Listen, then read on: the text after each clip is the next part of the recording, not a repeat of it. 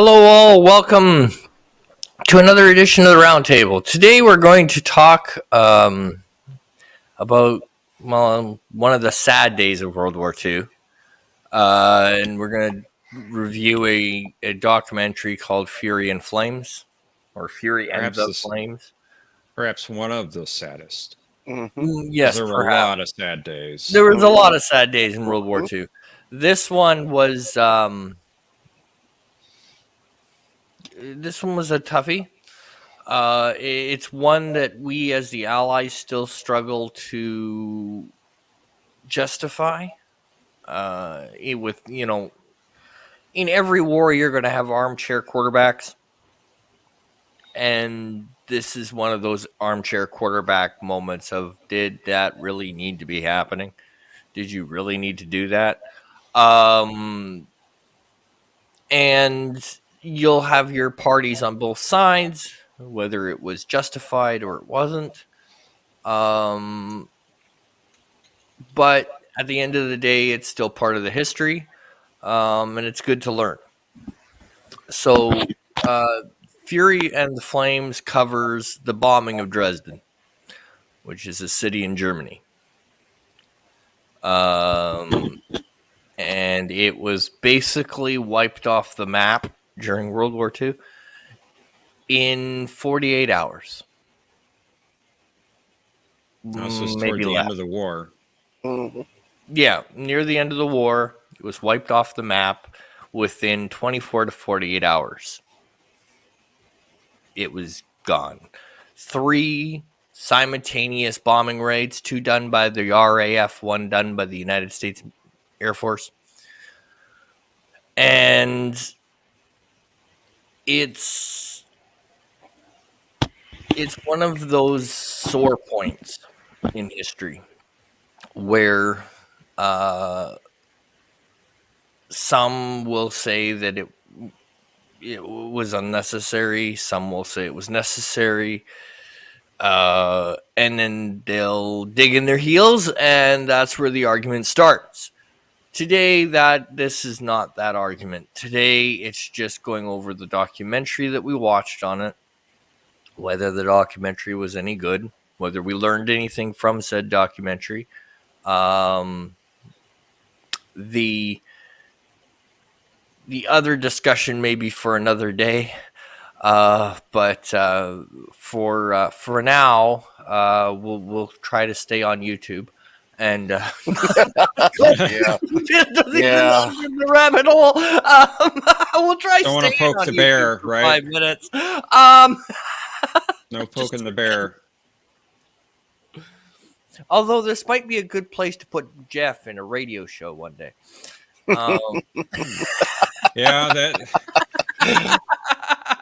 Jeff, I pray for you if you get put in that situation. Well, I appreciate that, Mark, because I don't know. Watching this documentary, I really felt for the people there. I really felt for the city, what they went through in that short amount of time, just losing everything, and just horrific. Yeah.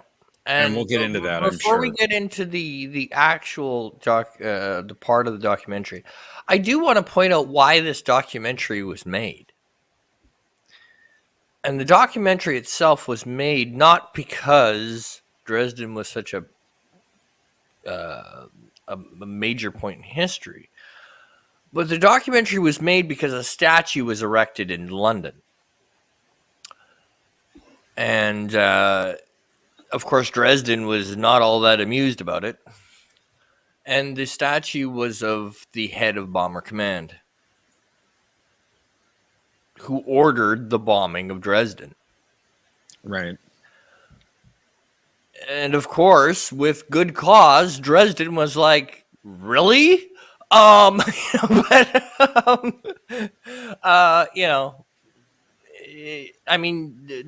where the argument starts. So we'll just gloss over that. But that was basically why this documentary was made, because you had the little bit at the beginning and the little bit at the end. Where they kind of bookshelved there were people not happy about the statue, and There were, well, we had planned this 2.5 years ago, and blah blah blah. But the main bulk of the documentary is where I kind of want to lay our focus, because there was some good stuff in here. However, it was definitely this was a '90s documentary, and you could tell it was a '90s documentary just by the way it I was done. I even thought it might have been late '80s. I had to go Yeah. look it up, and because there was a copyright in the video that we watched, but it was covered up by advertisement for other videos. So I went and I looked for it, and I found it was 1997. Yeah. But you could definitely tell it had that '90s vibe. So we'll do what we normally do. We'll give our pros, our cons, and then we'll discuss the documentary at length, and then we'll get out of here. So Mark, you can start us off. Pros. It's a good documentary. It wasn't long like some other ones that somebody that hosts this show put out, but it was two documentaries in one. I mean, like you said just a minute ago, the beginning and the end were the bookends, and then you had the middle. They didn't concentrate on the why this documentary was put out. I mean, I get why they put the middle in to explain what happened in Dresden, but you really didn't get a sense of feeling about the statue and why the people of Dresden and people of Europe were so against that statue being put up. Yeah. It didn't give a sense of purpose to that whatsoever. Yeah. And that's where I kind of fell off for a few minutes with the documentary. But overall, it was a good documentary, really good documentary, because you get the feel of the people from the interviews. Yes. I was so glad that they had the actual people from Dresden in it. But before I get in Jeff, your pros and cons of the documentary? I thought it had a really good description of the events of that day or a couple days that the bombings took place. It really put you there, made you feel what was going on, what happened. It described the 3 bombing runs as they were occurring. You had people that were actually there being interviewed for this documentary, describing what they went through and how they felt years later about it. So it really brought you in, it drew you into that event. And there was one scene that really got to me, and they were showing bodies of the dead. Yeah. And they focused in on a baby. Yeah. That just crushed me. Yeah. That really got to me. It was good that they brought in actual people that were there to describe these things. However, they really didn't bring in from the other side too much. No. People that were planning the event or were involved in it. Maybe some of the pilots that were in the bombers. They didn't bring in that side of it. And also, the other con I have about this is it was great that they had people that were there experiencing this being interviewed, but it was just the narrator just translating. You got the same voice pretty much throughout the whole documentary. I wish they had varied it, maybe brought in some voice actors to do the translations, give a different voice or different feel to it. I know the narrator tried, especially with one of the people, they really did some inflection and stuff, but it still felt all the same to me. Yeah. Yeah. Again, product of the '90s. So for me, I wasn't a fan of the bookends, because now I get why the bookends didn't get a lot of time, because they were focused in on Dresden. A lot of the focus of the documentary went into Dresden.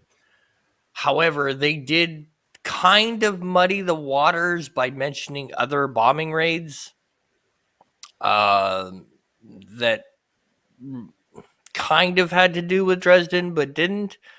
They talked about the one that came before, and they only got one bombing raid, which was kind of nice in retrospect. So they talked about Berlin, um, you know, and there were some definite points where you could make an argument where it's like, really, did that really happen? But I won't go into those today because again, we're talking about the documentary, not so much the actual event. Mm. But it just kind of that felt off. But okay, I'll take your word for it. Go for it. And then you have with the documentary itself. What I liked about it was they did cover all three, and they did have people come in that were there. So it wasn't just the narrator narrating the bombing raids. They actually did find people that were in Dresden, and they had the other thing that I like about it is near the end they show the rebuilding. Yeah. Mhm. And not only that, but they did go into, it wasn't the big elephant in the room. They basically said, by the way, Dresden could have been built faster. The only problem was it fell under the wrong end of the Iron Curtain. So and they were very nice about it in the documentary, when they were like, well, the new government got in the way. All right, they're very, very nice about it when they, as they put it in the documentary, it was the new government got in the way. Very, very diplomatic of them. Very diplomatic, instead of just going, well, the communists didn't let us do shite. Um, so in that aspect, I liked it because not only did it show the destruction, but it showed that they did rebuild. And they for me, like Jeff said, there was a couple of moments. The baby one was one. The gentleman talking about his church got to me. That he had family and traditions in the church, and that church was reduced to rubble. How he had taken a picture of it, and then a couple hours later it collapsed. So that had given them hope that the church was still standing, and then a couple hours later it just collapsed, which was kind of the final nail, the final, oh, this is that bad. So that was one way of being able to really drive it home of just how much devastation there was. And it was really good at depicting that. And I also like that they broke up the bombing raids. That they didn't just say, well, Dresden was bombed 3 times, twice by the RAF and once by the United States Air Force, right? You really got the feel for them, because by the second bombing raid, they already are describing Dresden as the city of the dead. The mortuaries are overflowed. They're trying to find places to put the bodies. They're trying to find the bodies because there are people that are trapped even after the second bombing raid in the shelters, that never make it out. And then the third bombing raid hits. They think it's all over. They think they're, okay, we're good now, right? And then the third one hits. And it just completely destroys whatever morale they had. And then once you get to that point, then they start the rebuild. But I've yapped enough, so I'll let you two gentlemen talk. Jeff, I'll Uh, let you speak first. Go ahead. Well, I don't know if I have much more to say about it. One thing I will say is I actually found 2 copies of this on YouTube. Uh, we had a link from Robert to watch it on YouTube, and I thought the quality of the one that you sent, Robert, was kind of low. Yeah. It looked like it was off of a video cassette. I actually Yeah. found a second one on YouTube. I thought it was a higher quality video. So if you want to watch this, maybe we should put the higher quality video. The one thing about the higher quality one is it does not have captions. Okay. So,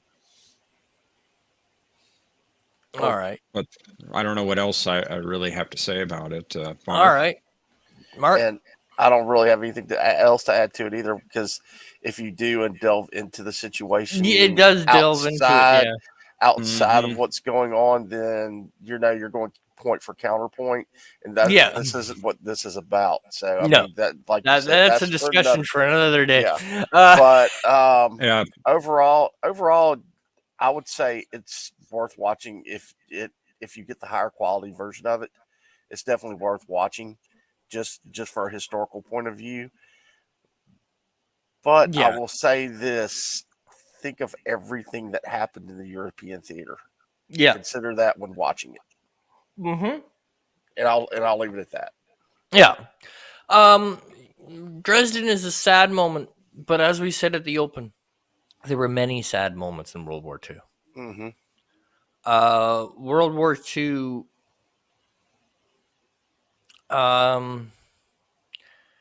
The problem is, I think, when we look back at World War II, we think of modern war.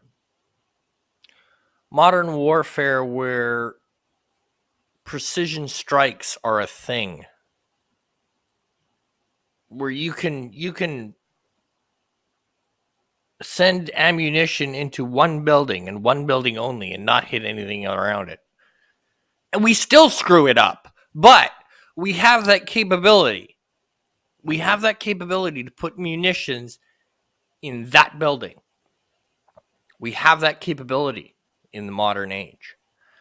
And so when we look back at World War II, if they were going to hit a munitions factory, that was 500 planes. In the hopes that one of them will hit it. Mm-hmm. Right? Bomber Command got pretty good at hitting targets. But it wasn't an exact science. They didn't have precision ammunition. I mean, there No was computer guided. Yeah, Anything. there was some guided munitions, but it was in its infancy. So we're not talking what we have now. No, by no means. You know, we did not have JDAD or however they say it. It's too early for that. So when you look back, you have to realize it's a different type of war. And decisions were made, whether we agree with them or not, whether we armchair quarterback nowadays and go, well, but that's just our morality, which is a good thing. And at the end of the day, I really think what we have to do is pull emotion out of it, which is hard to do, especially after you watch this documentary. You're like, really? But at the same time, remember that it was war. And it's a really, really lame answer, but it was war. Okay. And it was all out war. And if World War II proved anything, we don't ever want to see this again. No doubt about that. Because in the modern age, we have improved the ways of killing people. We have been able to do it on a mass scale, even more than we could then. So we really don't want to prove that point ever again. Because at the end of the day, whether we like it or we don't like it, the ones who really suffer during war, yes, the soldiers fight and die daily. But civilians become a statistic. And with that, thank you and good night.